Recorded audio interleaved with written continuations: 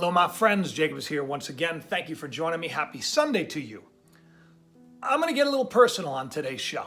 I want to introduce you to, want you to hear about a young man's story, someone that became part of my life and part of my family. And I think it's really important to consider the story with what's going on in the world today, where you have so much division, you have so much anxiety, and so much just nonsense. And that's why I think that this story is going to help a lot of people to kind of put things in perspective. So about 14, 15 years ago, I was a single dad, full-time, with two children. I had Noah and Shiloh, and I had moved to Long Island so that I could, so the children would be closer to their mom. And that's where I met the That's where I met Danielle, and she had her son. So we became basically a very quick, blended, full-time family. Noah was about 5, Anthony was 4, Shiloh was turning 3.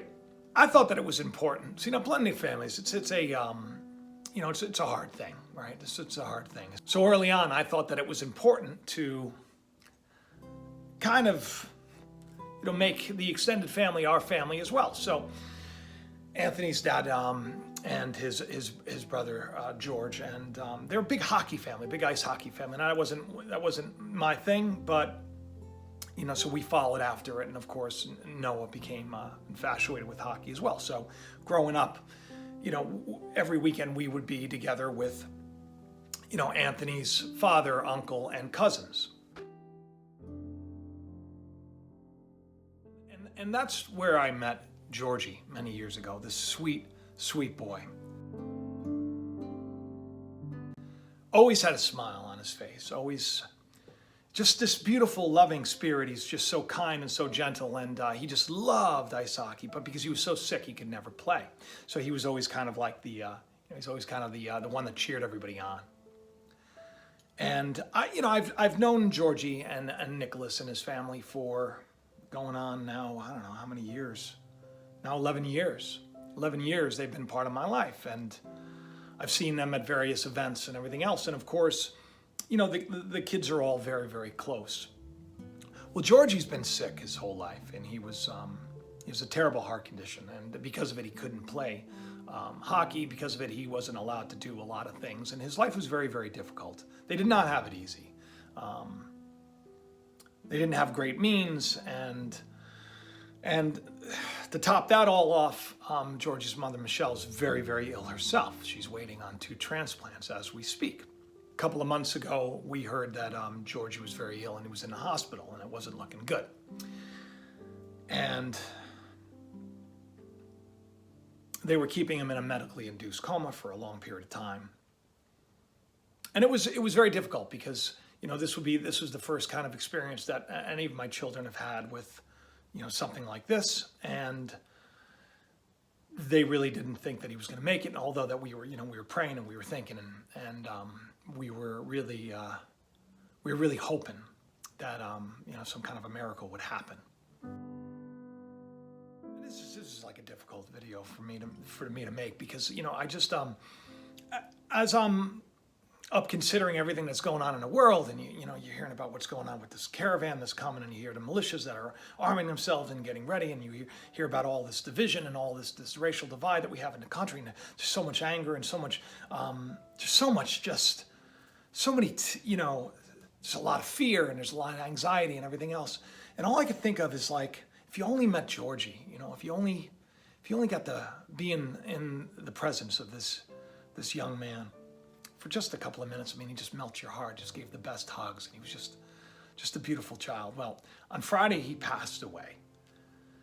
And it was hard because, I was home, and this was the first time that Anthony's really dealt with anything like this. He didn't really know how to process it. And he came out and he looked pale, and he told me that, Georgie had passed away. And of course I held him, and as I was holding him, he started to cry, and I just, you don't really know what to say. And these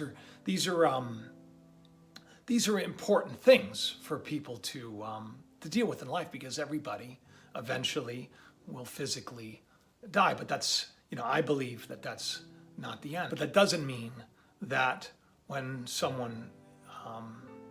when there's a loss this great, where you have someone who is just known just to be this joyous, most wonderful person, and you think to yourself, how could this happen to this sweet, sweet young man? It almost helps you put everything in perspective, right? The world the way it is today, where everything is so divided and the media is just so divisive and everyone is being painted as an enemy. I can upload a video and I'll have half the people saying that I'm opposed to something and half the people saying that I'm for it. It's because we've all been just conditioned and brainwashed to see all the bad in the world and to point our fingers at the enemies. And meanwhile, you had Georgie, who's this. You look at this young man who has been through so much, who has struggled and suffered and just had to deal with, so very much. And his mother, who's always, getting dialysis or in and out of the hospital, and just they're facing so much. And now, this past Friday, he passed away.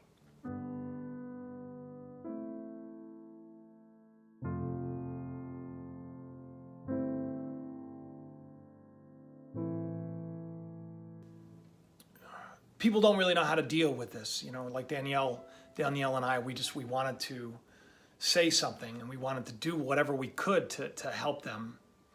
And, it's an awkward thing because, when people don't want to reach out, there's a stigma that surrounds loss, and people don't want to say anything because they worry, oh, well, these people are overwhelmed with what they're going through. And I explained to Danielle, I said, we could send out a message and just tell them that we care about them, and then maybe I can come on here and tell all of you, and maybe you can learn a little bit about Georgie too, about this sweet boy who he's no longer with us, but yet his big smile is living on. And this lesson of just, you look at, there are some people that you look at them and it doesn't matter what's going on in the world, you forget it all. And I think that's the lesson that we need to learn here.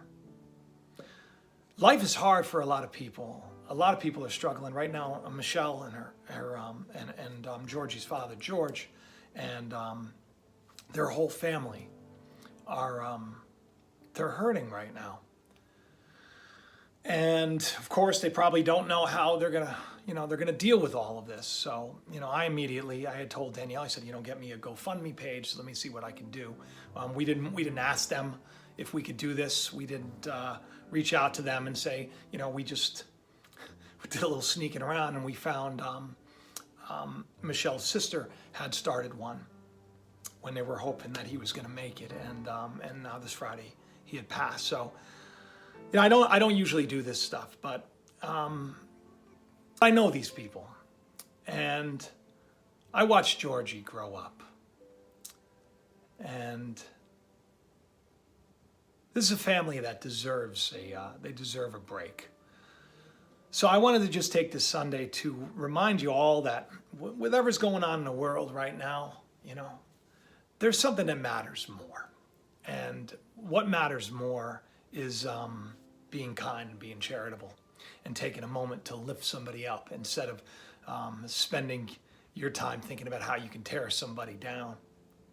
And if anybody needed to be lifted up right now, it would be Georgie's family. So I'm going to share his the GoFundMe in the description. If there's anything that you can do to help this family, I'm grateful for it. Once again, I'm not related to them. This is Danielle's ex's family, but family is family. Need to be. And I really think that is also something that we can take away from this. That divorce. And when families break apart, there can be healing, and you can build off of that. And it doesn't have to be an us against them. And I'm glad that when I came into Danielle's life, that we embraced, the family as a whole. And I consider Anthony's father a friend of mine, and I consider that whole family, almost like family myself. So if there's anything you can do, the link is below. And I'm grateful for you. And thanks again for all the emails and everything else about the surgery. Everything went great. You saw my live stream. I was a little loopy because I was just, I don't know why I jumped into it so soon. I know that right now things are seeming pretty spooky in the world right now, but I tell you one thing, you reach out and you take a step to do something for somebody else, and you watch how that fear just rolls away. Because all we need is people to put other people first, and all of this stuff comes to an end. I love each and every one of you. I want to thank you for anything, even if it's just a prayer for his family. Thank you, and I will talk to you soon. Bye-bye.